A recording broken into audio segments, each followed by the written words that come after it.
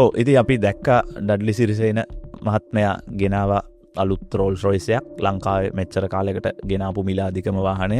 මේකේ මිලත් කෝටි 90ක් විතර කියන ආරංචි අපි දැක්කා. ඉතින් මේ පොඩි පරීක්ෂණයක් තියෙනවා ඒක කරලා එවැනි මිනිස්සුන්ගේ සාර්ථකත්වයට ඒ පරීක්ෂණය බලපාන්නේ කොහොමද කියලා බලමු.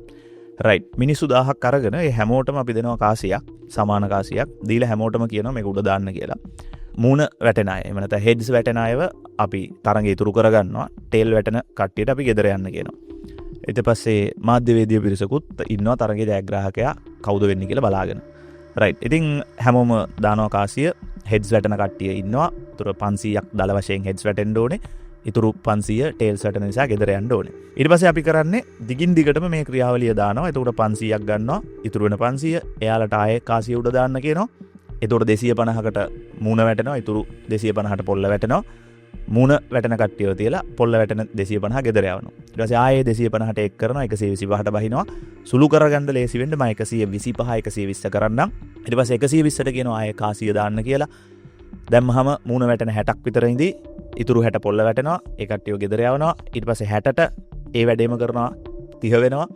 30ට ඒ වැඩේම කරනවා 15 වෙනවා. සුළු කරන්න ලේසි වෙන්න මම 15 16 කරනවා. 16 ඊට පස්සේ ආයේ වැඩේම කරනවා. ඒගොල්ලොන් එතකොට 8 දෙනෙක් දක්වා අඩු වෙනවා. 8 දෙනාට ආයේ කාසිය උඩ දාන්න කිව්වම 4 දෙනෙක් ගෙදර යනවා. 4 දෙනෙක් ඉතුරු වෙනවා. ඒ 4 දෙනාට ආයේ කාසිය උඩ දාන්න කිව්වම දෙන්නෙක් ඉතුරු වෙලා දෙන්නෙක් ගෙදර යනවා. අන්තිම දෙන්නටත් අපි කාසිය උඩ දාන්න කියනවා. එතකොට එක්කෙනෙක්ට මූණ වැටෙයි. අනිත් එක්කෙනාට පොල්ල වැටෙයි. ඒ අනුව අපි ජයග්‍රාහකයා ලෙස අර මූණ වැටිච්ච මනුස්සයව තෝරගන්නවා. ඔය අතර කෙනෙක්ට හිතෙන්න පුළුවන් අන්තිමට ඉන්න දෙන්නටම පොල්ල වැටුණොත් මොකද කරන්න කියලා. හරි අපි කතා කරන්නේ සම්භාවිතාවනේ. ඉතින් ඒ නිසා සම්භාවිතාව අනුව එක්කෙනෙක්ට මූණ වැටිලා එක්කෙනෙක්ට පොල්ල වැටෙන්න ඕනේ. වැරදිලා හරි දෙන්නටම පොල්ල වැටුණොත් අපිට පුළුවන් පරීක්ෂණය ඕනනම් මුල ඉඳන් කරන්න. හරි. එතකොට වැදගත් පොයින්ට් එක තමයි මේ අර දිනපු මිනිස්සයා ඉන්නවනේ. ඒ මිනිස්සයා කී පාරක් පොල්ල වැටෙන්නේ නැතුව මූණ වැටුණද කියලා බැලුවොත් ගණන් හදලා බැලුවොත් 10 පාරක් මිනිහා මේ පරීක්ෂණයට මුහුණ දීලා 10 පාරම 10න් 10ම මූණ වැටිච්ච මිනිස්සයා බවට පත් වෙනවා. අපි දන්නවා පොල්ල වැටෙන්න 50%ක සම්භාවිතාවක් තියෙනවා. මූණ වැටෙන්න තියෙන 50%යි. මේ මිනිස්සයා 10 පාරක් දාද්දිත් මූණ වැටිලා තියෙනවා 10 පාරක්ම. රයිට්. ඉතින් ඒ නිසා මේ මිනිස්සයා ගාවට මයික් එක දික් කරගෙන මාධ්‍යවේදීට ගිහිල්ලා අහනවා අනම් මාර පොරක් නේද කියලා. හරි. ඊට පස්සේ මේ මිනිස්සයාත් උත්තර දෙන්න ඉඩ තියෙනවා. මට හිතුණා කීප වතාවක්ම කාසිය උඩ දානකොට මට ජයග්‍රහණය කරන්න ලොකු ඉඩක් තියෙන බව තේරුණා කියලා. ඒ වගේ ටොක්ස් ටිකක් දෙනවා. ඊට පස්සේ දෙවනියා වෙච්ච මිනිස්සයා ගත්තත් පොරටත් 9 පාරක්ම මූණ වැටිලා අන්තිම මොහොතේ තමයි පොල්ල වැටෙන්නේ. ඒතකොට කාගේත් අන්තිමට වාසනාව තමයි බලපාලා තියෙන උතන්ට එන්න හැකියාව නම් ඒක ඇතුලේ ලොකුවට බලපාලා නැහැ. හරි. අපි ගමුකෝ ඉතින් සාර්ථක වෙච්ච ඔය මේ දවස්වල ලංකාවට වාහන ගේන සාර්ථක වෙච්ච මිනිස්සු ගැන. මේ අය හැම වෙලේම අපිට කියන්නේ තමන් ගාව තිබුණ දක්ෂතාවය කැපවීම කියන කාරණා දෙක විතරයි. හැබැයි මිනිස්සෙක් ඔය ගානට දියුණු වෙනකොට පොඩ්ඩක් නෙවෙයිනේ. දරුණුම ගානකට දියුණු වෙනකොට වාසනාව කියන සාධකයක් ඊටාම දරුණු ලෙස බලපානවා. මොකද සාධක කෝටි ගානක එකතුවෙන් තමයි ඔය වගේ ප්‍රකෝටිපතියෝ බිහි වෙන්නේ. ඒතර මේ සාධක අපිට පාලනය කරන්න බැරි ඒවත් තියෙනවා. පාලනය කරන්න පුළුවන් ඒවත් තියෙනවා. ඒ සමහර ඒවා දක්ෂතාවයෙන් පාලනය වෙනවා. සමහර ඒවා හැකියාවෙන් පාලනය වෙනවා. සමහර ඒවා කැපවීමෙන් පාලනය කරනවා. හැබැයි සමහර ඒවාට අපිට කිසිම පාලනයක් නැහැ.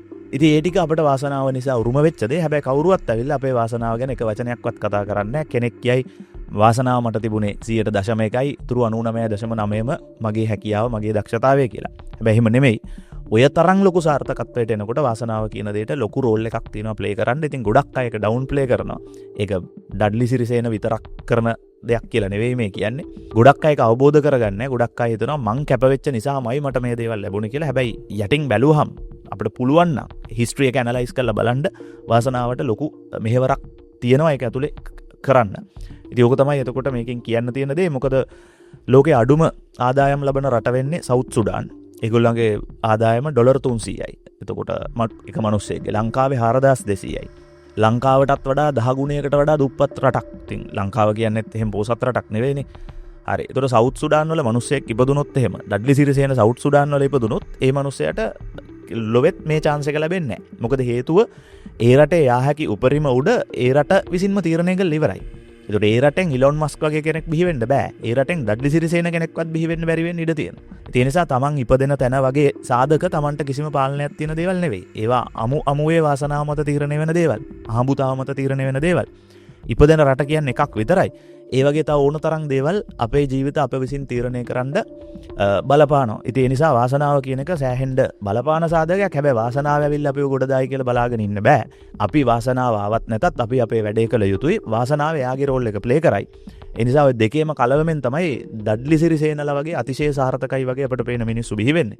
ඒ වගේම කෙනෙක්ට හිතෙයි දැන් ඒගොල්ලෝට තමන්ගේ අයියා ජනාධිපති වෙච්ච එක මේවට බලපාන්න ඇති නේද? ඔය වගේ දේවලුත් තියෙයි. ඉතින් මේ කතා බහ හැබැයි ඒ ගැන නෙමෙයි. වෙන වෙන සාධකත් බලපානවා වෙන්න පුළුවන්. හැබැයි මේ කතා බහ වාසනාව සහ තමන්ගේ කැපවීම කියන දේ තමන් අතිශය සාර්ථක මිනිසෙක් වීමට බලපාන එක ගැන.